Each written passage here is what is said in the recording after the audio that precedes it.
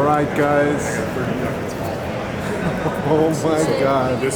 I told you guys, I'm coming to the Mecca of aluminum boats and aluminum boat builders.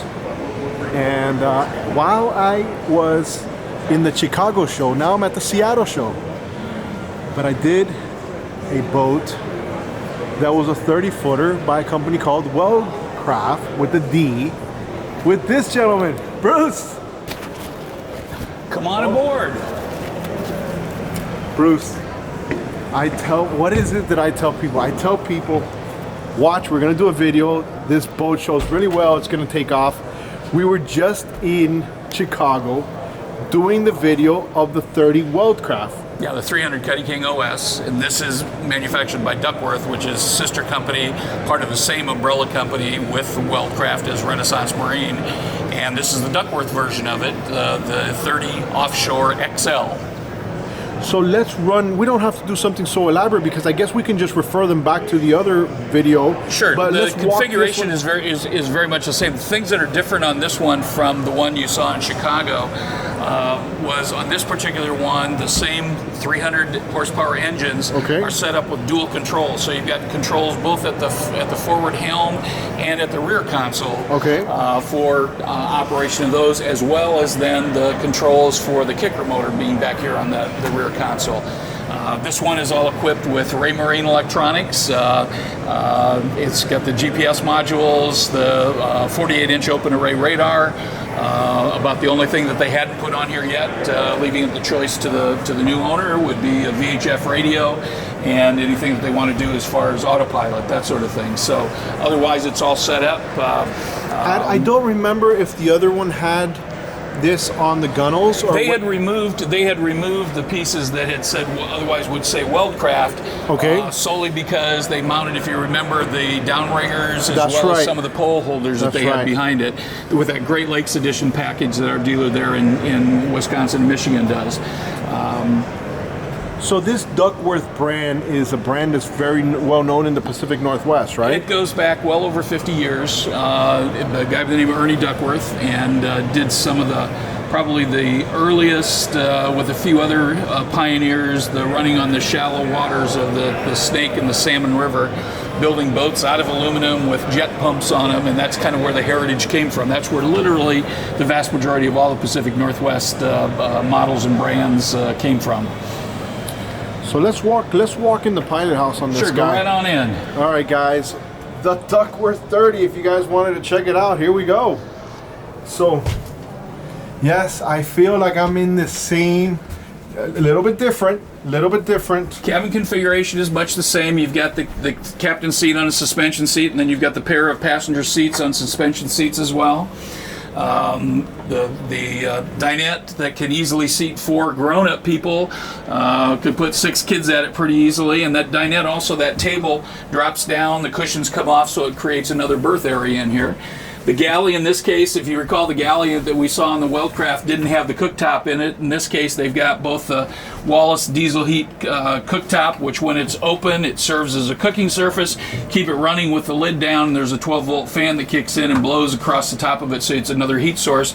And then there's also a heater down next to the captain's feet that have vents at the foot of the cabin there, one up into the V-berth and then 2 onto the window, so that it acts as defrost as well.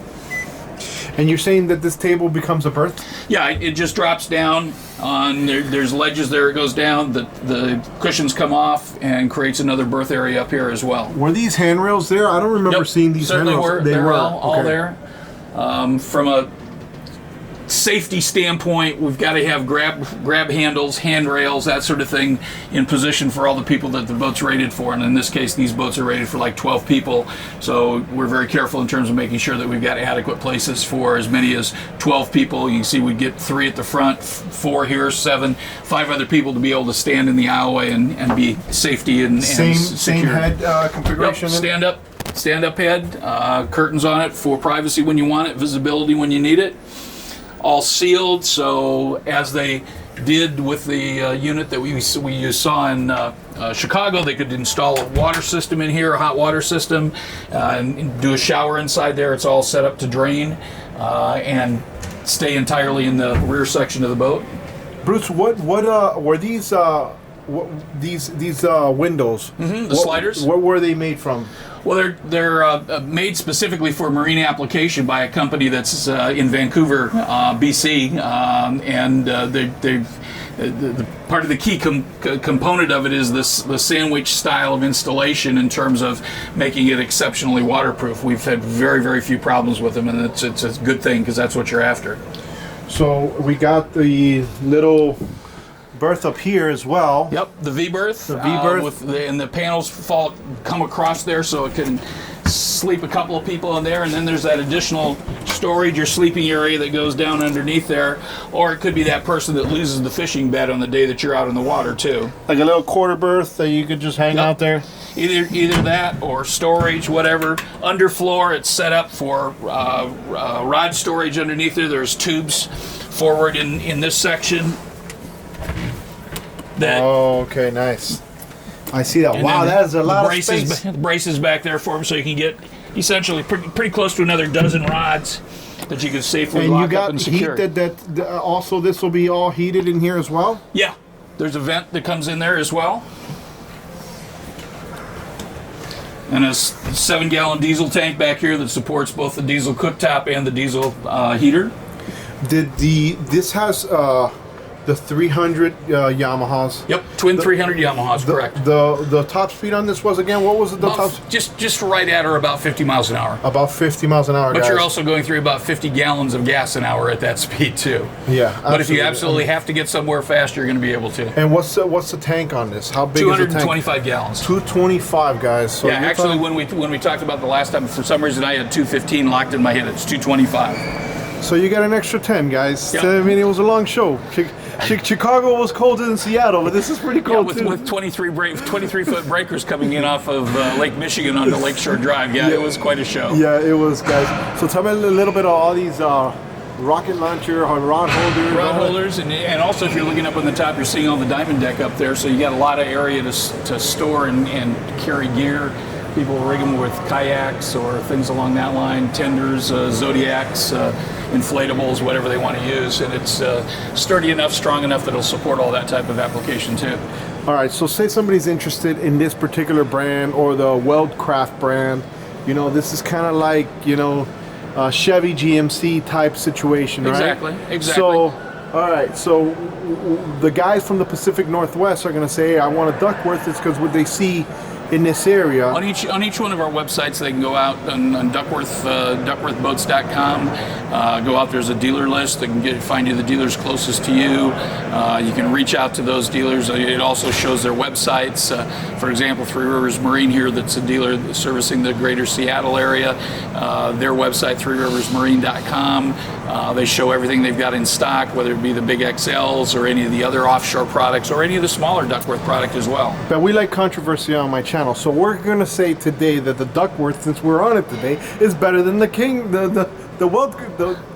Well, I'm just trying. I'm just giving you. You can say whatever you'd like to. We just want people to come in and take a look at it. I just want, guys. The proof in the pudding is having an opportunity to get the boat out in the water, because it's truly going to give you the smoothest ride on a welded aluminum boat of anybody in the industry, and that we're pretty proud of. Guys, the guys here at Duckworth, you know what?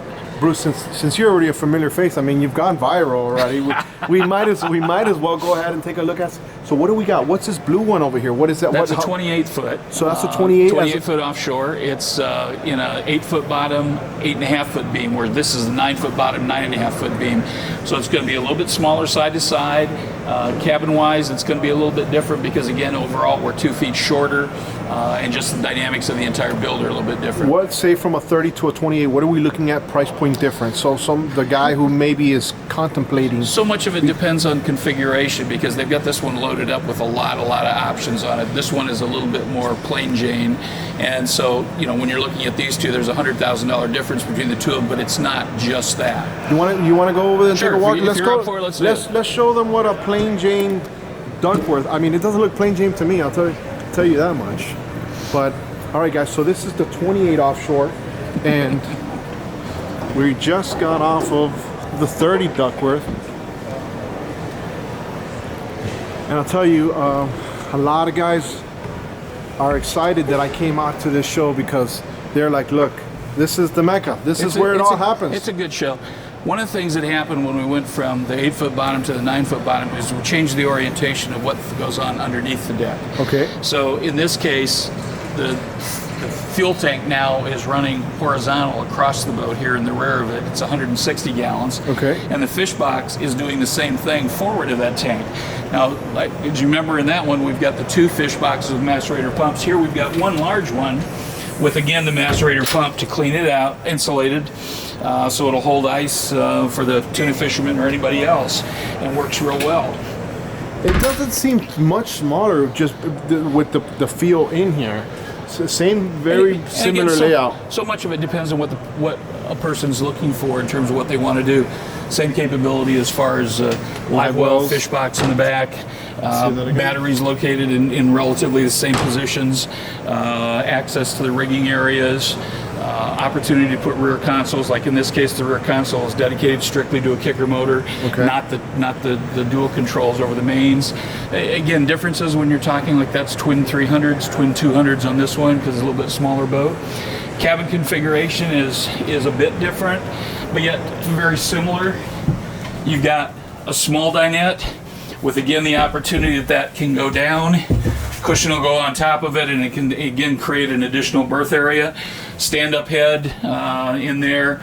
Ice box as opposed to the fridge in the other one, and just 2 suspension seats forward. V-berth is a little bit different. You don't have that under storage or berthing area. Okay. And it's a little bit shallower going straight up front because there's a rope locker up there that supports the anchor capability up front. Let me take a look at this head real quick so you can see that. And then I'll show them. The dash isn't set up yet for electronics. That would still be at the option of the owner. That's what the empty space is there to be able to customize it. Otherwise, set up with a lot of the same features from a control standpoint as what we've seen in the other boats. I'll tell you what, I kind of like this layout a little bit more as a personal preference for me. You know, and I'm assuming that you're probably going to go ahead and spend a little bit less. You know, and one of the reasons why I wanted to compare both, because, you know, there's people who are going to say, well, I can get the 30 or I can get the 28. And you can do the same thing. You go down to a 26, and we can build also into a 24. It's all based on the preference of the potential owner as far as how they want to use their boat, how many people do they see generally being there, what's their most number of people they'd expect they'd ever take out with them. You got a lot of different... there's a lot of variables, and you know, ultimately people have to decide what's going to be best for them and their family or friends or whatnot. Exactly. All right, so guys, we're here at the Seattle Boat Show. We got Bruce over here. Bruce, where can they go one last time that they can go ahead and take a look at these boats and all the other Duckworth or well, obviously here just in the short term, through Saturday, not impinging on the Super Bowl Sunday at the Seattle Boat Show, but otherwise the websites, go to the duckworthboats.com or wildcraftmarine.com, and then you can trace it out to the dealers that are closest that you'd want to end up working with, and that'd be the greatest way to do it. Guys, we're here at the show. Hey, I told you I was going to make you famous, man. I told you. Hey, we had fun in Chicago. Now we've had fun in Seattle, too. I know, but I don't know what I'm doing in this cold weather, Bruce. This is not me. 2 days ago, I was fishing in the Florida Keys. Well, I drove over here from the eastern side of the state just today, and over Snoqualmie Pass, it was snowing like crazy. So you're probably smart staying here, not driving anywhere. I am not leaving this building. I was at the other show on the water, and I was like, I gotta go. I go, where's the next shuttle? I'm out of here. Oh, it's a balmy 45 degrees out there. What are you saying? Balmy, perfect weather, guys, for somebody from Miami. Guys, over here, Duckworth, man. Take a look at them, watch them online. Let's go to the next one.